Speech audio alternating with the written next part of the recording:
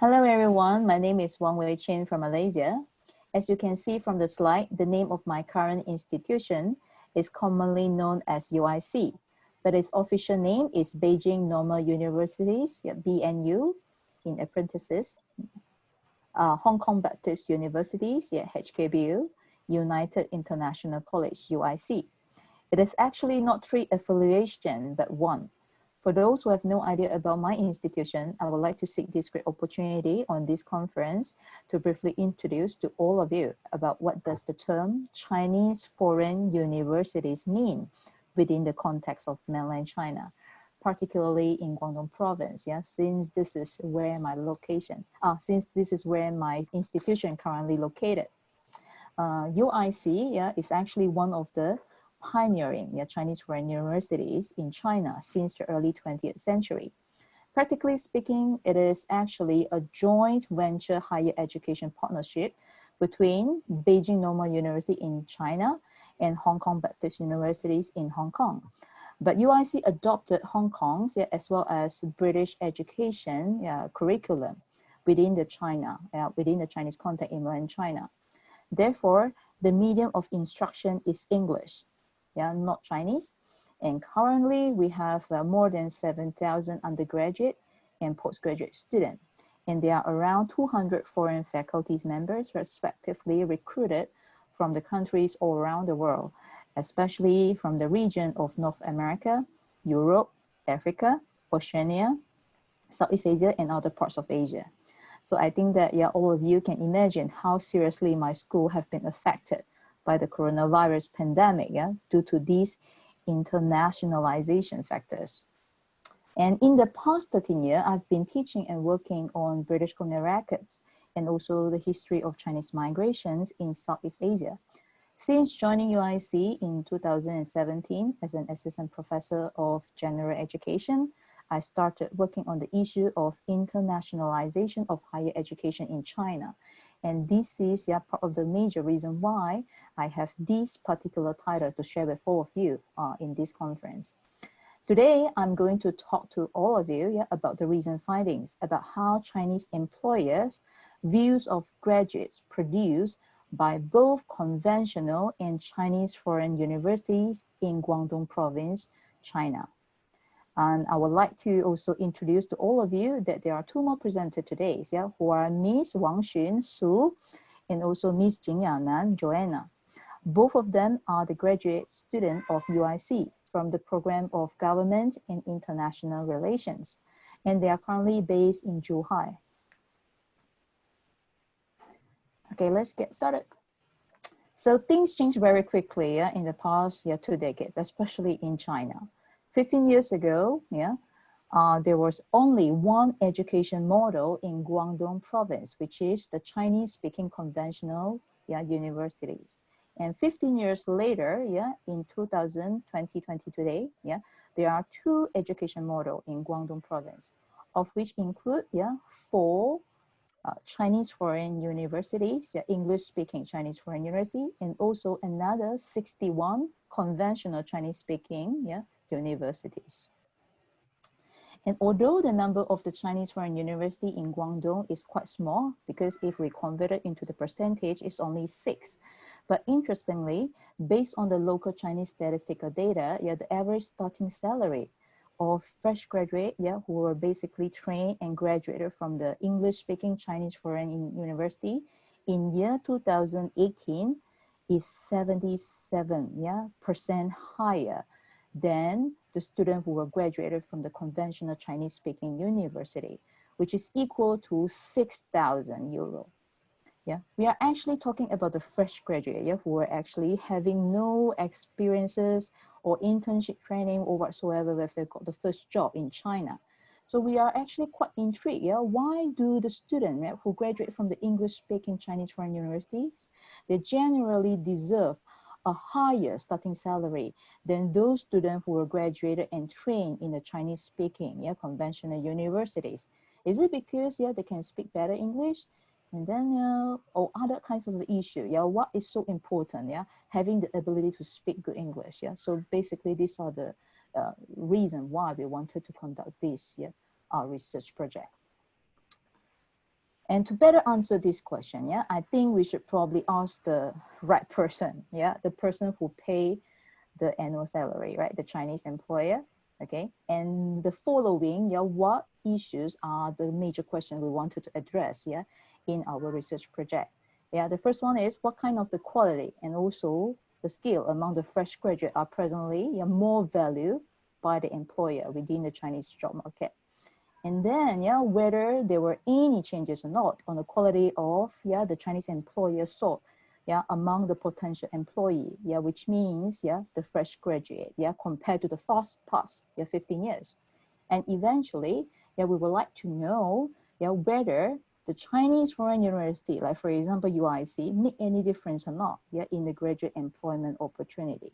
And fortunately, yeah, in October last year, yeah, we have a great opportunity, chance, yeah, to get the first-hand information and also the face-to-face feedback, yeah, from a group of Chinese employer through a survey we conducted, yeah, at the provincial level, kinds of the career fair. And this group of the Chinese employer, they were basically coming from, yeah, more than 10 cities, yeah, from Guangdong Province.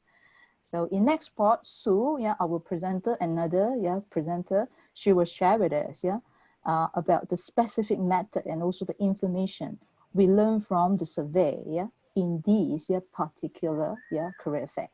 Let's welcome Sue. Hello, I am Sue. I was helping Dr. Wong at the survey venue. So our survey was conducted on the 2020 Guangdong Province Recruitment Fair for fresh graduate for urgently needed talents. The event was organized by the Human Resources and Social Security Department of Guangdong Province, according to the needs of employees reported by the participant companies. And this is why it was called Recruitment Fair for Urgently Needed Talents. There were together 128 companies joined the event. These companies are from 10 different cities across Guangdong Province, including from Guangzhou and Shenzhen. As we can see from the photo here, at the venue, each company had their own table and poster with recruitment information on. Our students were encouraged to bring their CVs and other certificate materials to the venue. And at the recruitment fair, they could sit in front of the HR from the participant companies and consult about the position for which they want to apply. Once they reached some agreements with the HR, our students could directly submit the required materials. The counter we set at the entrance of the venue traced more than 1,000 participants came in and out of the recruitment fair that day. These participants included our students, our staff from the organizers, from the participant companies, as well as our student helpers. With their help, we were able to distribute questionnaires at the venue, and we collected 105 responses from the representatives of the participant companies.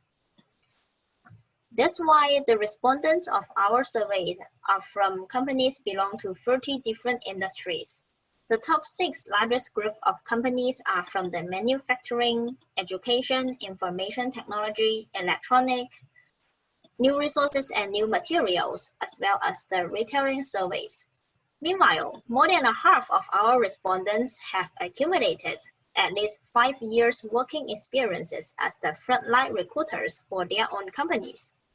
Considering these varieties in the background as well as the rich experiences of our respondents, it is reasonable for us to believe that our survey could provide meaningful insights for us to understand the differences of fresh graduates produced by Chinese foreign universities as well as conventional Chinese universities from the eye of Chinese employer.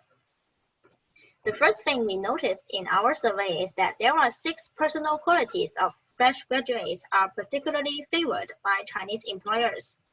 The first 3 are the ability to learn, sense of responsibility, and adaptability.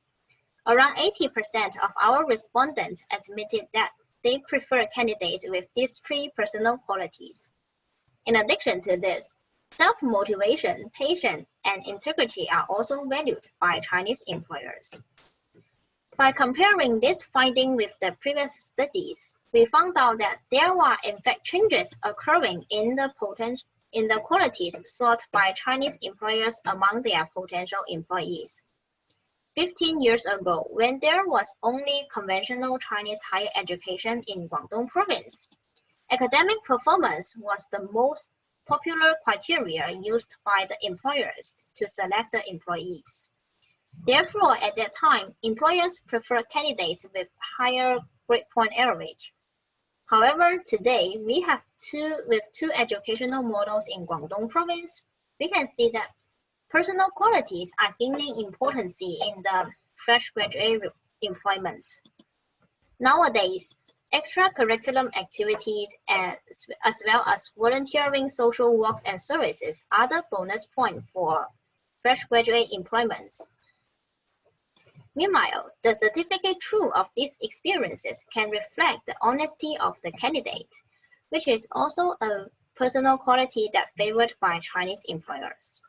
Based on this, we wonder whether fresh graduates produced by Chinese foreign universities earn higher starting salary because they have better performance in personal qualities. Therefore, we asked our respondents to consider the following 9 statements about personal qualities, including adaptability, competency, creativity, personal quality, leadership potential, logical thinking, mature outlook, self-motivation, as well as social skills. Then Joanna will continue to give you more details on our research. Hi, I'm Joanna, and we have divided our respondents into 2 groups, Group A and Group B. In Group A, there are 51 respondents who have experience in recruiting fresh graduates from both types of the universities in the past. And at the same time, there are Group B has 53 respondents. They have no experience recruited from conventional Chinese universities in the past. We also discovered that 88% of recruiters in Group A are aware that students trained by Chinese foreign universities are quite different from those students trained in conventional Chinese universities. 56% of these respondents thought that fresh graduates produced by English-speaking universities more confident than graduates produced by English-speaking universities more confident than Chinese-speaking students. In the same time, the respondents also believe that the students trained in English-speaking contexts are more creative and show more diversified personalities than the fresh graduates from conventional Chinese universities. However, last recruiter from Group A agree with the statement that fresh graduates trained by Chinese foreign universities, such as UIC, have stronger self-motivation and leadership and management potential. In this sense, we think it can be inferred that Chinese employers have seen the fresh graduates trained in English-speaking contexts as less motivated or less competent candidates for the current Chinese workplace. And we also compare Group A's and Group B's expectations of the 9 personal qualities, showing on the right side in this slide. In order to see how far the recruitment experience have affected the Chinese employers' expectation towards these qualities. Group A recruiters tend to value more on self-motivation and leadership potential, and Group B recruiters prefer to hire fresh graduates from conventional Chinese universities. However, when we compare Group A with Group B generally present higher expectations on fresh graduates produced by Chinese foreign universities than Group A. Thank you, Joanna. So at the end, I will give a concluding remark for our research.